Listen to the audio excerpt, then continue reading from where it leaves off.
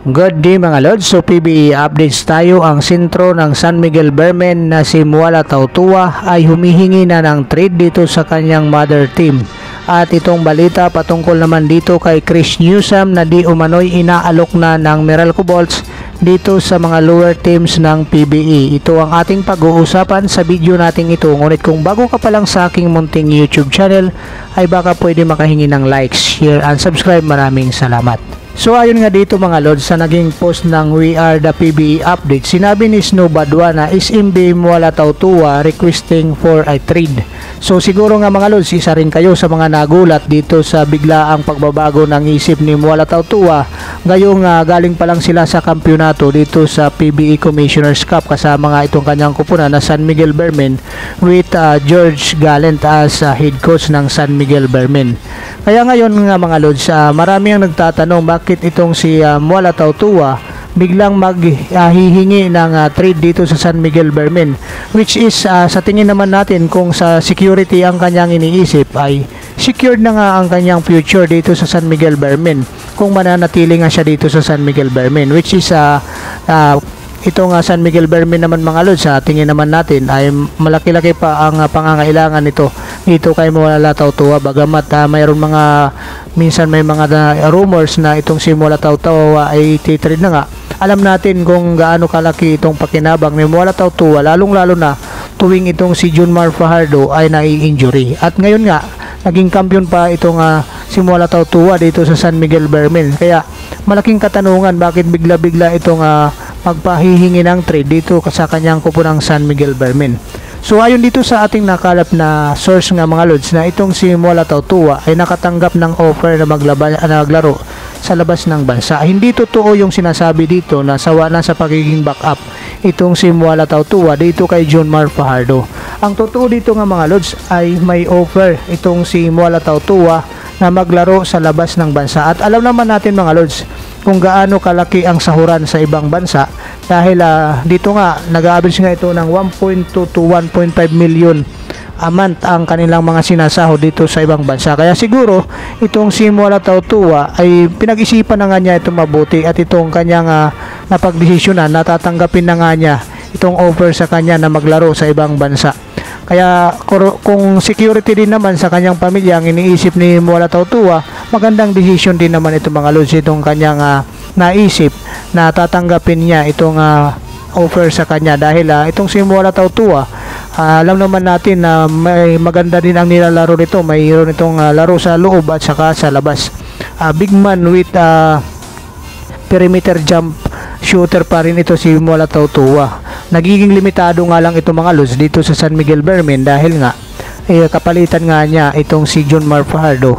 So as long as ngayon na itong si Muala Tautua ay marami pang nagkaka-interest, so sa tingin ko naman mga Lods, maganda rin itong kanyang tatanggapin niya itong offer sa kanya na maglaro sa ibang bansa, dahil hindi na rin naman siya bumabata at saka bihira nga rin ang isang opportunity na darating sa atin, lalong-lalo na dito kay Muala Tautua. Kaya kung sa kanya, good luck dito kay Muala Tautua para dito sa kanyang naging decision para tanggapin itong offer na maglaro sa labas ng bansa. Hindi totoo na itong si Muala Tautua ay mapupunta lang sa ibang kupunan dito sa PBE.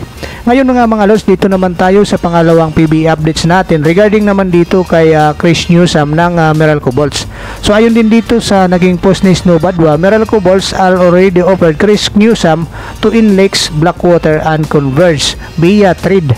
So ngayon nga mga Lods, magtatanong kayo bakit dito sa mga lower teams, kumbaga dito sa PBE, ino-offer itong si Chris Newsome ng Meralco Bolts. Ngayon ito nga mga Lods, ang nasagap natin na informasyon ay itong Meralco Bolts ay naghahangad ng first rounder pick nitong PBE draft, na darating na PBE draft, which is hawak nga ito nga mga Lods nitong mga lower teams dito sa PBE. Kaya dito nga ino-offer itong si Chris Newsome ng Meralco Bolts. So maganda rin naman itong naisip ng Meralco Bolts, bagamat sa atin mga Lods ay hindi maganda kung sa in terms na itong experience ni Chris Newsome ang pagbabasihan, ay hindi pa naman nakakasigurado itong Meralco Bolts dito sa makukuha nila kahit makakuha sila ng first pick o sa kanila makuha yung first pick, dahil mayroon din mga draft bust nga nangyayari nga mga lods, diba? Hindi naman lahat nung nakukuha sa first overall pick ay magaganda ang naibibigay na contribution sa kanilang team dito sa PBA, which is itong si Chris Newsome naman ay subok na nga talaga mga lods. Ito nga ay defender at saka offensive player din itong si Chris Newsome. So malamang at sa malamang nga mga lods, kung mapupunta itong si Chris Newsome dito sa mga lower teams sa PBA, ang kahantungan pa rin ito ay either dito pa rin sa SMC teams nga mga lods, which is malagi na nga ito na ibabalita o rumors itong si Chris Newsome na papunta nga dito sa isa sa mga paboritong teams ng PBA, itong ang Barangay Ginebra San Miguel.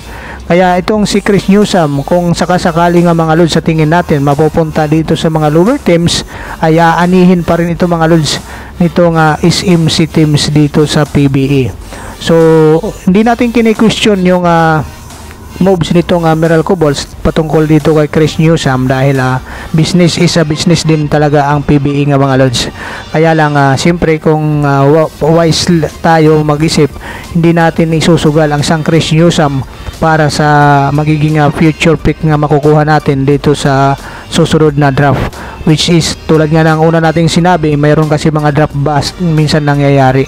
Kaya kung si Chris Newsome kaysa dito sa wisely, kung ito magiging wise ang Meralco Bulls, so hindi nila papakawalan dapat itong si Chris Newsome kaysa magbaka sakali dito sa magkukuha nila sa first pick o first overall pick nitong darating na PBA draft. So Chris Newsome pa rin tayo mga lods, kung sa atin ito ay opinion natin itong balita na to, kaysa naman makumuha tayo baka sakali dito sa first round pick na makukuha. So Chris Newsome is favorite nga ito mga lods ng ni Coach Tim Con. So malamang at sa malamang nga mga lods, kung mapupunta nga itong Chris Newsome na to either dito sa Converge, dito sa Blackwater or sa Inlex, ay alam na natin mga lods ang huling kahantungan nito either is SMC teams talaga ang mapupuntahan nito, at hindi na tayo magtataka dito mga lods kung mangyari ito, lalong lalo na kung bibitawan nga ito ng Meralco Bulls kapalit ng mga first round pick nitong darating na PBA rookie draft.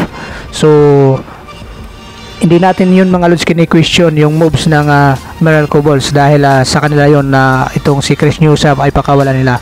Ang sa atin lang mga lods ay nangihinayang tayo sa isang Chris Newsome na bibitawan ng Meralco Bulls. Alam naman natin kung ano yung kayang ibigay ni Chris Newsome sa kupunan, lalong lalo na dyan sa Meralco Bulls.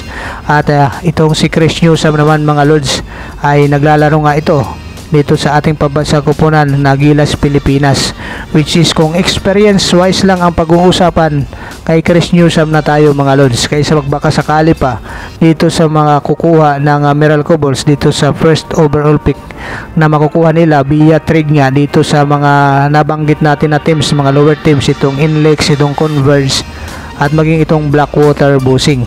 So alam naman natin ang naging kalakaran nito ngayon. Maraming salamat mga lods, hanggang muli natin mga PBA updates.